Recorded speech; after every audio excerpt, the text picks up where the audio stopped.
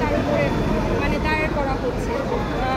প্রথমে তো গেল আপনার বনানী থানার যে মামলাটা, ওটা ছিল। আর এখন আবার দ্বিতীয় কাপুল থানার নাকি মামলা। আমি তো সব সম্পর্কে তারাই তাদের যেটা ভালো মানে ভালো লাগতেছে, যে মামলায় যেভাবে জড়ানো যায় সেভাবে জড়াচ্ছে। কাপুল থানা মেট্রো রেল, ও তো আর মেট্রো রেল ভাঙচুর করতে যায়নি, সম্পূর্ণ মিথ্যা একটা মামলার সাথে তাকে এখন আবার জড়াই দিতে। ওই মামলায় শুনছি আজকে নাকি আবার তাকে কোর্টে আনা হবে এবং তারা নাকি 10 দিনের রিমান্ড অলরেডি মানে আবেদন করবে। এখন জানি না আমার না আদালত কি ডিসিশন নেবে।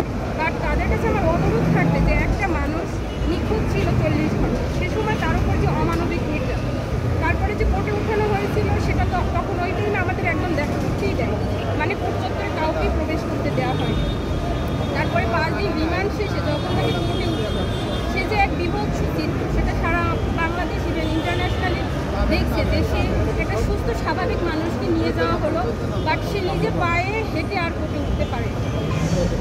মানে তাই আমি বারবার অনুরোধ করবো যে সেই মানুষটা কালকে আবার একদিন মাঝে গেছে, এর মধ্যে আবার অন্য একটা মামলায় তাকে দেখ আবার শুনারেস দেখায় আবার তাকে রিমান্ডের জন্য তারা আবেদন করছে। তো এই অমানবিকতা, এই মানে বর্বরতা, মানে এই নির্যাতনটা যেন তার উপর বন্ধ করা হয়।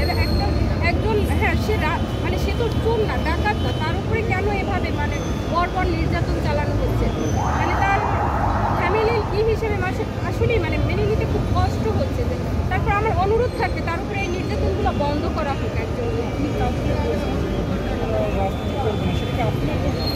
হ্যাঁ, এটা মানে সত্যি কথা বলতে যখন একজন স্ত্রী তার স্বামীর, বিশেষ করে আমার 2টা সন্তান, ছোট ছোট 2টা বাচ্চা, একটার বয়স 5 বছর আর একটার বয়স 1 বছর। ছোটটা তো এখনো ওইভাবে কিছু বুঝে না, বাট বাবার অনুভূতিগুলো তো ফিল করে। বড়টা সে বুঝে, কারণ বড়টা ওর বাবার কাছেই থাকে। আর আমি অলরেডি কথাগুলো বলছি কী কারণে, মানে ওরা